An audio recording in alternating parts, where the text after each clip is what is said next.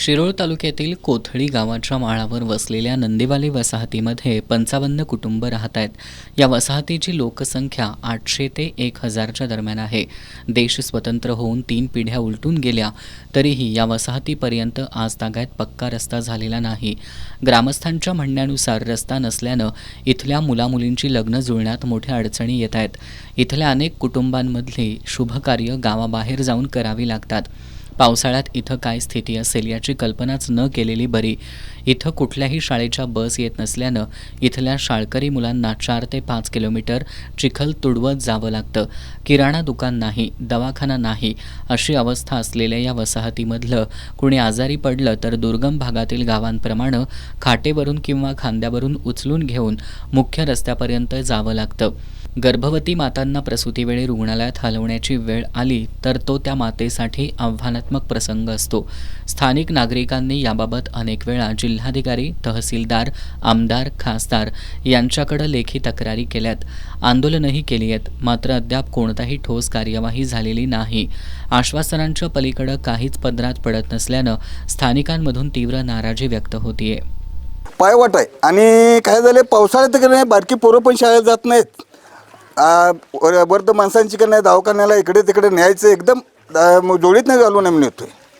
पण सरकारनं एवढं आम्हाला इकडे काय मी काय आदिवासी भागात राहिलो काय हां जरा इकडे आमच्याकडे पण लक्ष द्यायला पाहिजे. आम्ही आता एकच ठरवलं आहे, हे आता रस्ता झालं तर ठीक आहे, नाहीतर सगळं जिल्हा कुठली तुमची यंत्रणा नाही सरकारी ना बाबा तुम्ही गाव सोडून जावा, इथं रस्ता देत नाही एवढं तर सांगू द्या. कुठलं गाव? आमचं कोथळी गाव आहे, शिरोळ तालुक्यात. हां शिरोळ तालुक्यात. हो पण मुलीची लग्न होत नाहीत, मुली तर कोण पाहुणं सुद्धा येणार. मुली इकडे देतो म्हणतात आणि रस्ता जर बघितलं की नाही तुम्ही तुमच्या गावाला रस्ता नाही आम्ही देत नाही. मुली 40-45 हजार आता 40-45 पोरं आहेत. काय करणार आम्ही? तुमचे लग्न होताना अशीच अडचण होती का? नाही त्यावेळेस कसं तर म्हणजे का नाही एवढं माहिती नव्हतं हो. त्यावेळेस आमची तर झाली, आमच्या पोरांचं कसं होणार आता? शाळेला पोरं जाईनात, गाड्या ते बारकी पोरांच्या शाळेचं गाड्याकडे येणार, ते चालत तिकडे जाईनात, अवघड झाले साहेब. जाणं दुर्लक्ष दुर्लक्ष आहे सगळं. रस्ताच नाही म्हटल्यावर काय करणार? भविष्यात म्हणलं तर तुम्ही हो जाणार आहे मी. हो शेवट फायनल. तुम्ही जर गावची लोक आणि शिरोळ तालुक्यातली जिल्हा परिषद सगळी सांगितलं की नाही तुम्हाला रस्ता नाही तुम्ही इथून उठून काय करणार? शेवटी आम्ही काय मी आदिवासी आहे काय? हां सुजलम सुफलम गाव असताना इकडे तालुका असताना आमचं हे परिस्थिती लोकांशी जरा तर बरं आम्ही तेवढं जात नाही, शेतकरी सुद्धा या रस्त्याने जातात, ये जा करतात, त्यांची ऊसं जातात.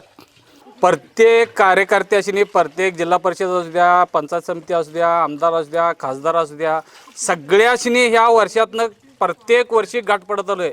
प्रत्येकाचे हातापाया जोडल्यात, प्रत्येकाशी घाट भेटू जाऊन आलो आहे.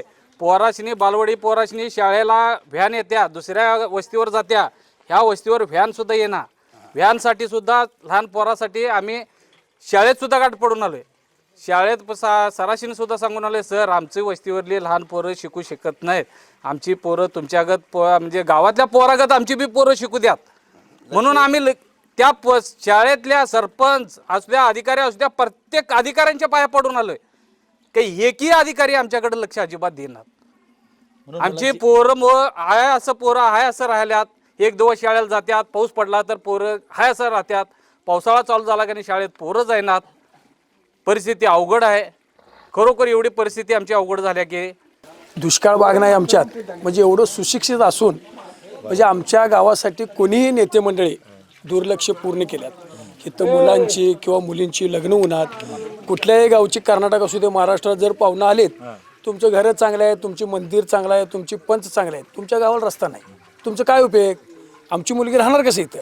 मग आता आमच्या जवळजवळ 45 पोरांचं लग्न होईनात, जवळजवळ पुरी आमच्या 30-40 आहेत, त्यांना बी कोण घेणार?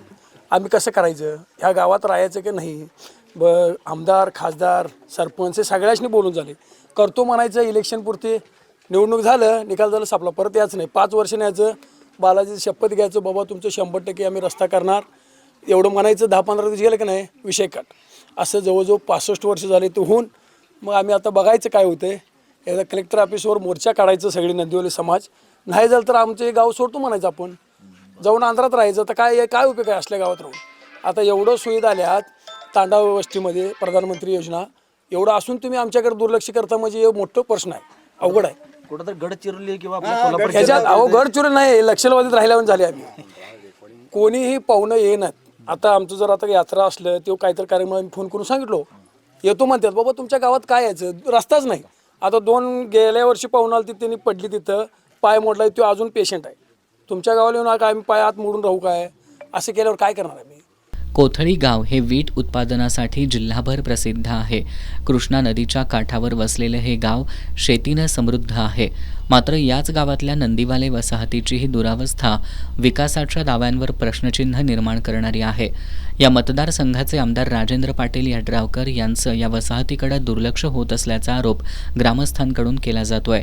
आता मुख्यमंत्री, उपमुख्यमंत्री, पालकमंत्री आणि जिल्हा प्रशासनानं तात्काळ लक्ष देऊन या वसाहतीला रस्ता करून द्यावा अशी मागणी जोर धरू लागली आहे. दरम्यान या प्रश्नावर आंदोलन छेडण्याचा इशारा ग्रामस्थांनी दिलाय.